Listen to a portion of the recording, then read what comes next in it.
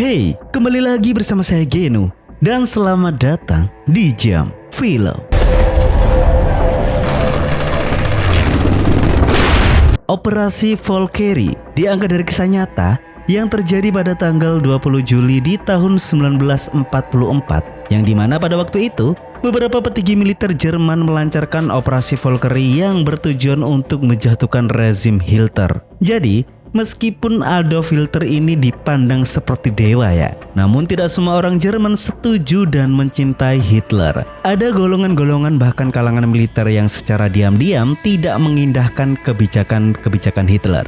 Sehingga terbentuklah sekelompok elit politik dan petinggi militer Jerman yang dimana mereka menyusun siasat untuk memusnahkan Hitler. Para kelompok tersembunyi ini mulai menyadari bahwa Hitler sebenarnya sedang membawa Jerman ke jurang kehancuran. Mereka sadar bahwa Hitler bukan hanya musuh bagi dunia saja, tetapi Hitler adalah musuh bagi Jerman itu sendiri. Penasaran bagaimana kisah operasi ini? Jika iya, langsung saja bersama-sama mari kita ucapkan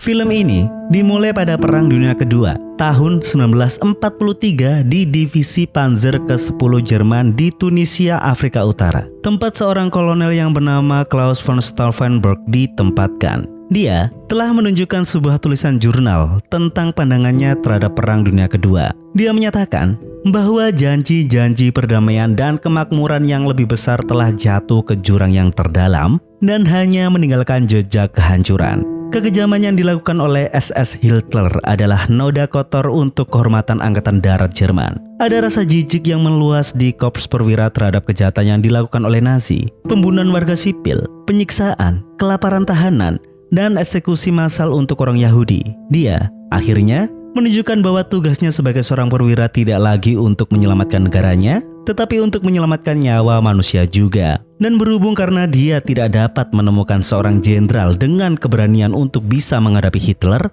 dia memutuskan untuk melakukannya sendiri. Dia percaya bahwa Hitler bukan hanya musuh berencana seluruh dunia, tetapi musuh Jerman juga. Perubahan harus dilakukan. That's what we'll do. The British are moving up from the south. Setelahnya, Claus bertemu dengan salah satu jenderal Nazi. Dia berkata panjang lebar tentang hal sia-sia yang dilakukan oleh semua pasukan di kamp ini untuk menjaga kota yang tidak penting, di mana mereka harus melawan Amerika dan pasukan Inggris. Dia beberapa kali meyakinkan sang jenderal untuk menyetujui pemindahan divisi Panzer ke-10 ke tempat baru sehingga mereka dapat diselamatkan dan dikirim kembali ke benua Eropa. Namun tak lama setelah itu, pesawat Inggris menyerang kamp tersebut.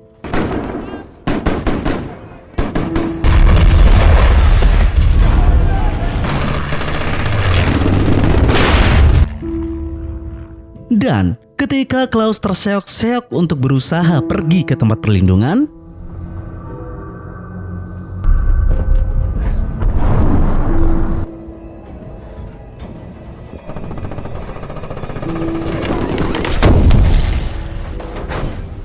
serangan brutal tersebut benar-benar melukai Claus dengan parah, sehingga menyebabkan dia kehilangan salah satu mata, tangan kanannya, dan 2 jari di tangan kirinya. Adegan beralih ke Mayor Jenderal Henning Voutresko yang tegang menyaksikan Hitler saat dia mengunjungi base camp di garis depan Eropa Timur. Ketika Adolf Hitler bersiap untuk berangkat dengan pesawat pribadinya, dia yang dibantu oleh asistennya mencoba untuk membunuh Hitler dengan menyembunyikan bom di sebuah kotak anggur dan menyerahkannya kepada seorang kolonel yang akan satu pesawat dengan Hitler. Namun sayang, bom itu gagal meledak. Dengan begitu, Tresko sangat cepat membuat alibi, menghubungi kolonel yang dia temui tadi, yaitu Kolonel Brandt, mengatakan bahwa dia memberikan kotak yang salah dan dia ingin terbang langsung ke Berlin untuk mengamankan kotak bom tersebut sebelum ketahuan. Sampainya di sana, dia bertemu dengan Jenderal Olbricht, yaitu rekan konspiratornya, di mana Olbricht melapor bahwa mungkin saja niat pembunuhan mereka terhadap Hitler sudah terbongkar karena rekan mereka yang bernama Oster telah ditangkap Gestapo. Dengan hal itu, cukup terjadi sebuah ketegangan di sana.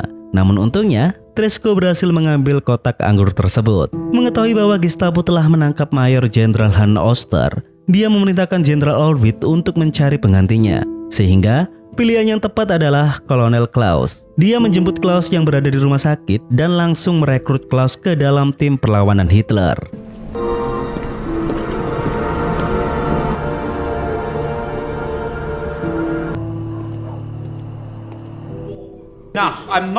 Mereka mengundang Klaus pada pertemuan komite rahasia itu, di mana ia bertemu dengan para pemimpin perlawanan itu yang diisi oleh banyak petinggi yang signifikan. Mereka semua sibuk mempermasalahkan rencana pembunuhan yang gagal sebelumnya, hingga pada akhirnya mereka semua merasa kehabisan akal dan ingin membunuh Hitler secara terang-terangan. Hal tersebut membuat Klaus terkejut karena secara teknis tidak semudah itu untuk bisa membunuh Hitler secara langsung. Bagaimana dengan simpatisannya? Bagaimana dengan Himmler dan SS-nya? Dan bagaimana dengan Gestapo-nya? Para komite itu tidak memikirkan dampak dari pembunuhan Hitler secara langsung. Mereka semua tidak sadar bahwa para prajurit secara teknis telah disumpah, yang dimana mereka tidak akan mati begitu saja bersama Hitler. Sehingga di malam itu, Klaus pun langsung cabut dari pertemuan tersebut.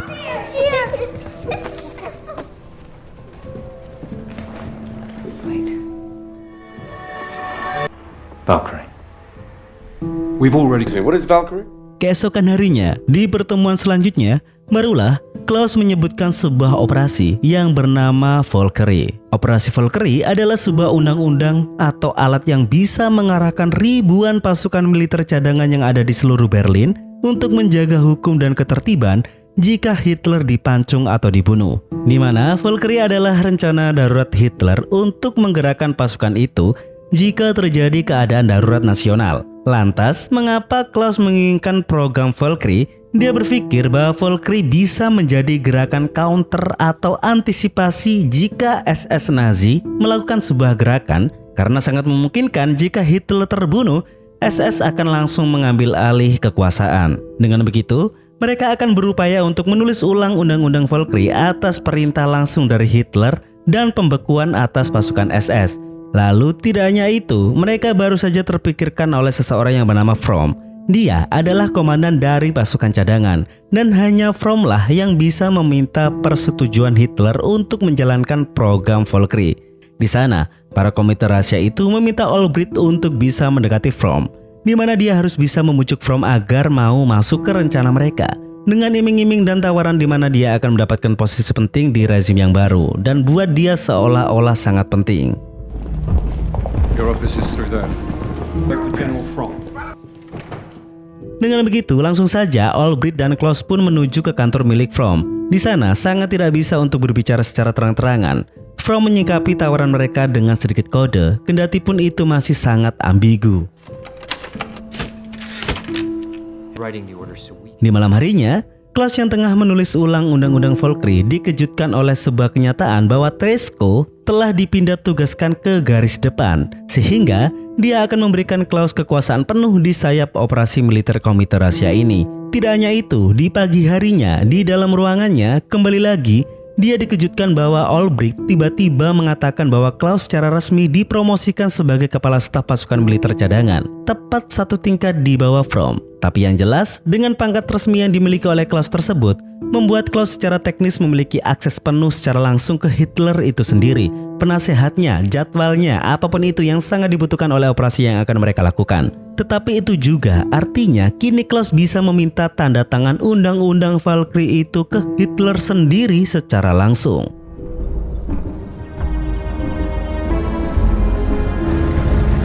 Dan di tanggal 7 bulan Juni di tahun 1944, Klaus dengan ajudan yang sudah direkomkan oleh Albrecht, mereka berdua menuju ke kediaman pribadi Hitler di Berghof. Di sana, Klaus secara langsung bertemu dengan semua orang yang ada di dalam lingkarannya Hitler.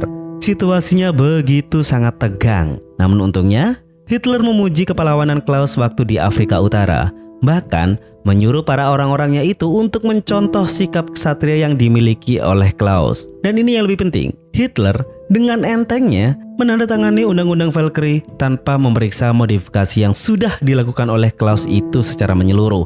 Karena Hitler percaya bahwa perubahan yang dibawa Klaus adalah pasti yang terbaik. You've made for the best. Send your man home. And from?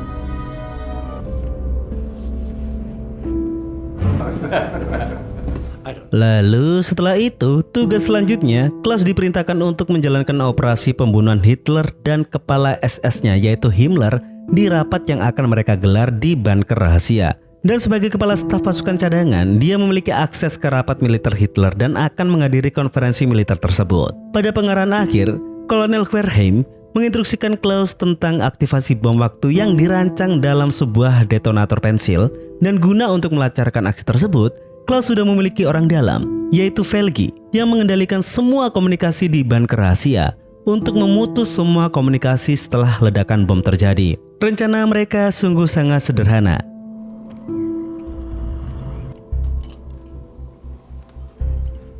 We can negotiate a truce.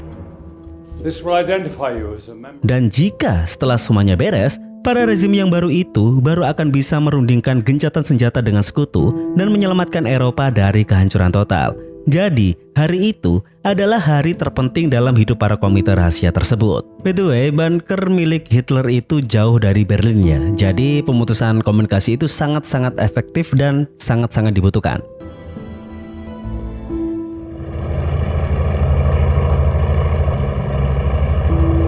Pada tanggal 15 Juli di tahun 1944, Klaus pun sampai ke bunker rahasia Hitler.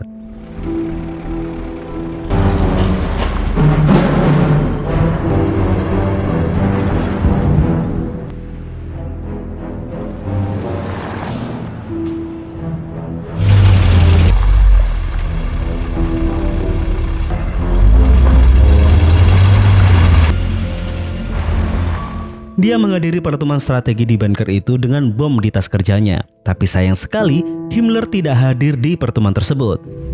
Will present his plans for the reallocation of launched a new offensive against Army Group North Ukraine in this and bring a swift end to this confrontation. General Harper's troops.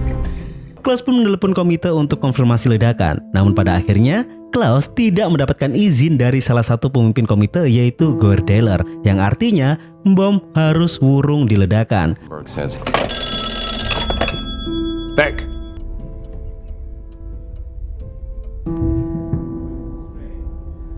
Ready. No. What do you say?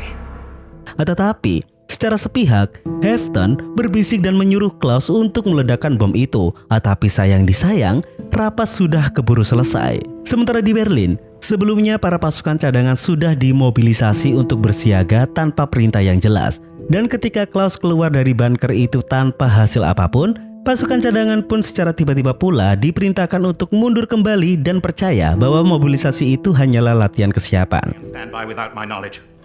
drill and exercise. Oh, don't lie, Albright. Komandan pasukan cadangan yaitu Fromm sangat murka mengetahui Albright dan juga Klaus telah semena-mena mengarahkan pasukan tanpa sepengetahuannya.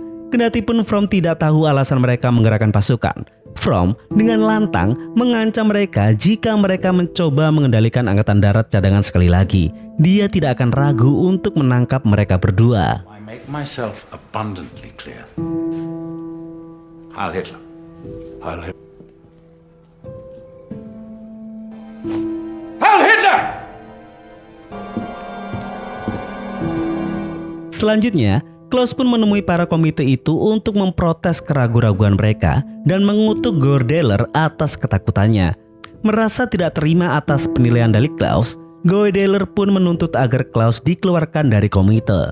Dan dalam carut-marutnya operasi mereka, Beck di detik itu juga memberitahu Goerdeler bahwa SS ingin menangkapnya. Dia mendapatkan info dari kepolisian di mana Himmler mengeluarkan surat perintah untuk menangkap Goerdeler. Dengan begitu, Beck meminta Goerdeler untuk segera kabur dan meninggalkan Jerman malam itu juga. Dia berjanji, setelah merencanakan ulang operasi mereka dan misalkan mereka berhasil, Goerdeler pun bisa kembali dan dia akan tetap menerima jabatan sebagai kanselir Jerman di rezim yang baru.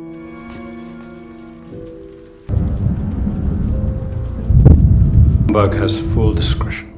Dengan keluarnya Goldtaler, Beck memberikan kebijakan penuh kepada Klaus atas bagaimana kelanjutan usaha mereka. Dan setelah sampai di rumah, Klaus memeriksa keamanan keluarganya karena memang sebelumnya dia sudah mengamankan anak-anaknya dan istrinya untuk bersembunyi di suatu tempat yang aman.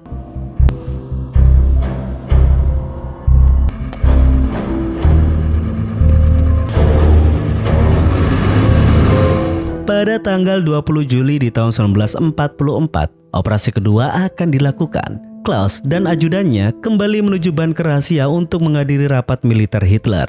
Tapi yang membuat Klaus kecewa adalah dia baru mengetahui setelah pengaturan bom waktu diaktifkan, ternyata konferensi diadakan di barak musim panas, yaitu barak satunya, dengan banyak jendela yang terbuka. Sedangkan para komite bermaksud untuk meledakkan bom itu di dalam dinding bunker yang tertutup untuk menghasilkan ledakannya maksimal. Dia meminta pengawal konferensi itu untuk ditempatkan sedekat mungkin dengan Hitler. Tidak mau mengulangi kesalahan yang sama, dia akan tetap meledakkan tempat itu meskipun Himmler tidak ada di ruangan tersebut. Army has given up Ancona, and the 14th Division has divisions. That is a total of almost... Since the Red Army to the Polish border. Dan seperti yang sudah direncanakan, sebelum bom meledak, Weigel akan menelepon Klaus, menyamar sebagai Jenderal Olbricht untuk menarik Klaus dari ruangan tersebut. Dan saat dia keluar, Hitler yang emosional dalam konferensinya menggebrak meja yang membuat tas yang berisi bom itu terguling. Sehingga salah satu letnan yang ada di sana memindahkan tas itu yang sebelumnya tepat di bawah Hitler.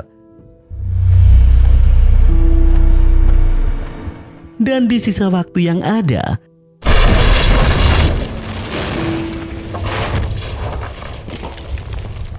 tiba-tiba, bom telah meledak di ruangan tersebut. Dengan cepat pula, Klaus menyaksikan ledakan kemenangan tersebut. Klaus yakin bahwa Hitler telah tewas dan langsung melarikan diri dari pulau bunker.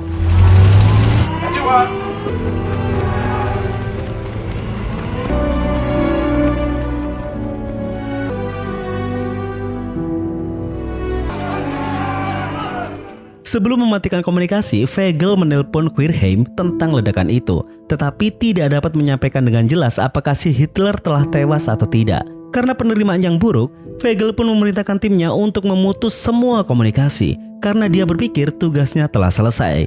Olbricht meminta kepada Querheim untuk sekali lagi mengkonfirmasi kematian Hitler ke Weigel. Namun, sambungan telepon sudah benar-benar terputus dan kabar Hitler mati pun belum pasti. Sehingga mustahil untuk Olbricht bisa memobilisasi pasukan cadangan lagi. Di pikirannya, semuanya harus pasti terlebih dahulu. Sementara Klaus, dia terbang kembali ke Berlin, sehingga dengan begitu, Querheim di belakang Olbricht, dia memalsukan tanda tangannya dan tetap mengeluarkan perintah untuk operasi Valkyrie dijalankan.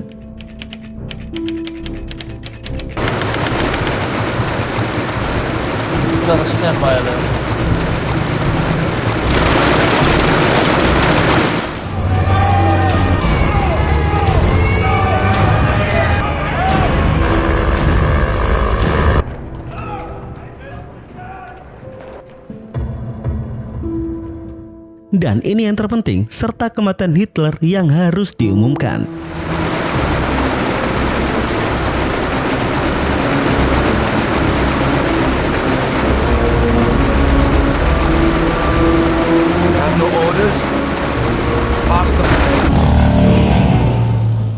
Dengan begitu, sang mayor dari pasukan cadangan yaitu Reimer mendapatkan perintah untuk kembali mengarahkan pasukannya di Berlin.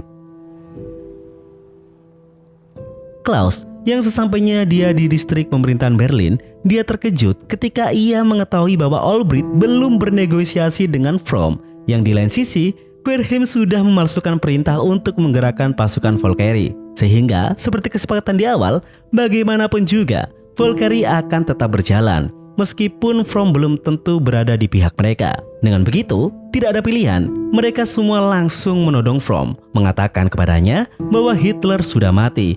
Mereka menawarkannya pilihan bergabung dengan komite atau ditangkap. Fromm pun mendapatkan komunikasi ke bunker yang telah dibangun kembali. Di sana, dia mendapatkan info bahwa Hitler masih hidup. Jelas, dia menyadari bahwa tengah terjadi upaya pengkhianatan. Sehingga dengan mantap pula, Jenderal Fromm menolak untuk bergabung dengan para komite, yang mengakibatkan mereka menahannya. Right now, the reserve army is assuming The Führer is I alive. delivered the bomb myself. Dan kini, sebagai Komandan Angkatan Darat Cadangan untuk Operasi Valkyrie, Klaus langsung memerintahkan para pasukan cadangan untuk melakukan penangkapan kepada para pemimpin Partai Nazi dan juga perwira SS, meyakinkan sang mayor bahwa Partai Nazi dan SS sedang melakukan upaya kudeta.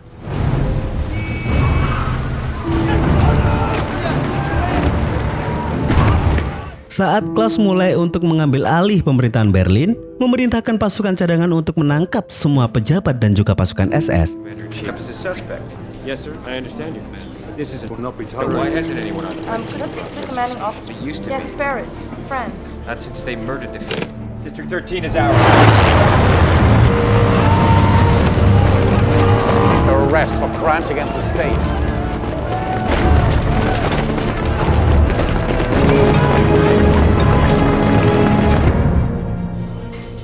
Well, with all due respect.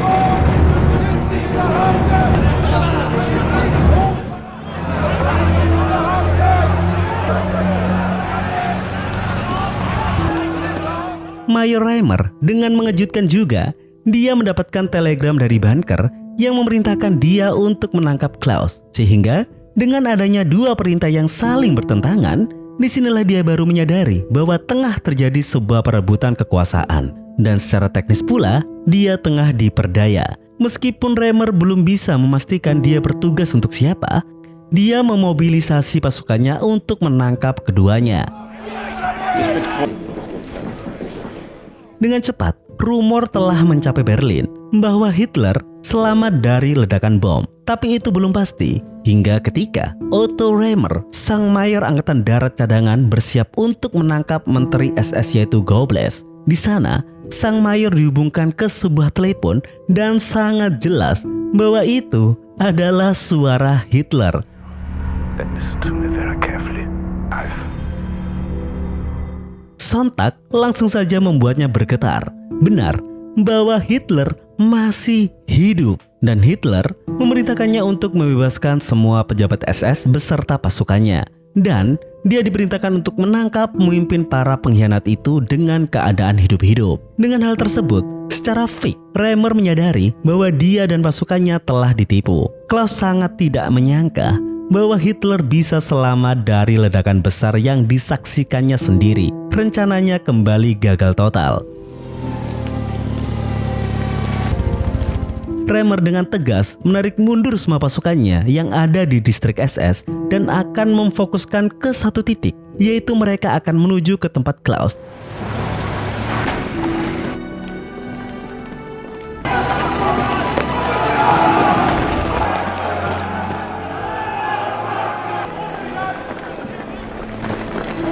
Dan sesamanya di sana, para pasukan cadangan disambut dengan perlawanan dari Klaus yang mengakibatkan baku tembak singkat.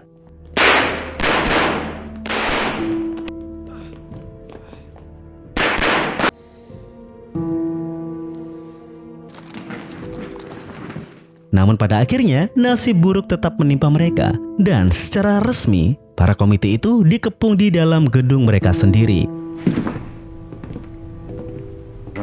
I will hear them now.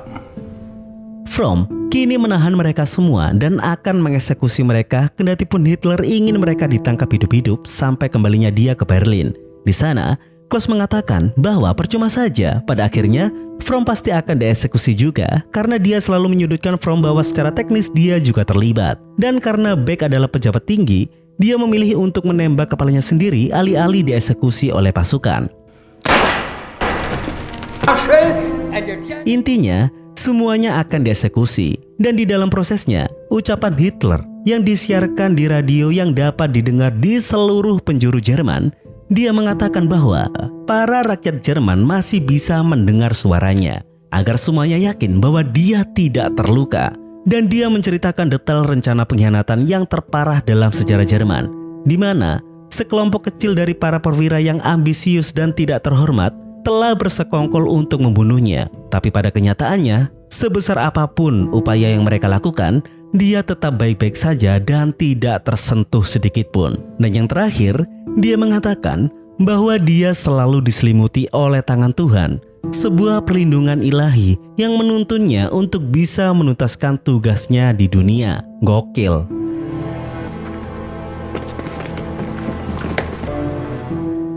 mengetahui kegagalan rencana tersebut, di garis depan, Jenderal Tresco menggunakan granat untuk bunuh diri. Dan kita selanjutnya akan melihat semua anggota komite rahasia itu dieksekusi.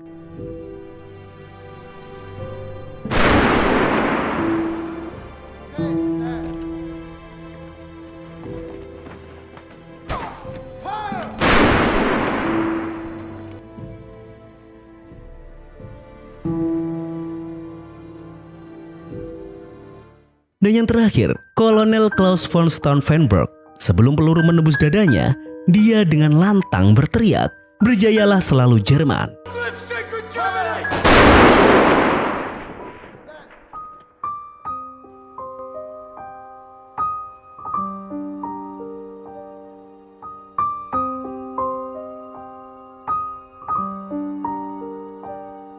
Dan film pun tamat.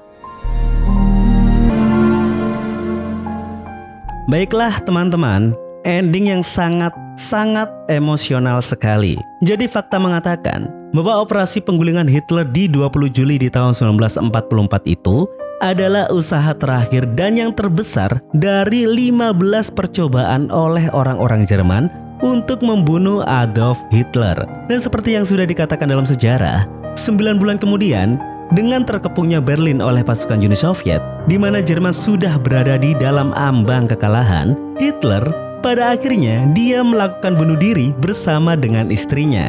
Kisah itu sudah pernah saya ulas. Untuk yang belum tahu kisahnya, saya sediakan di akhir video, oke?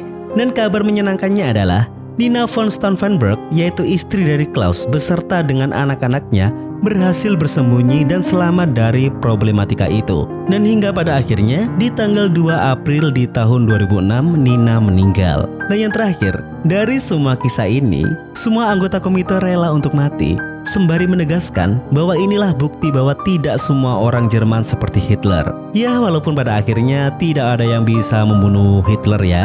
Dan bagaimanapun juga, kita juga harus mengakui bahwa yang bisa membunuh Hitler, ya Hitler itu sendiri. Mengerikan. Baiklah, sekian dari saya Genu, mewakili Jam Film pamit undur diri. Dan sampai jumpa di video selanjutnya.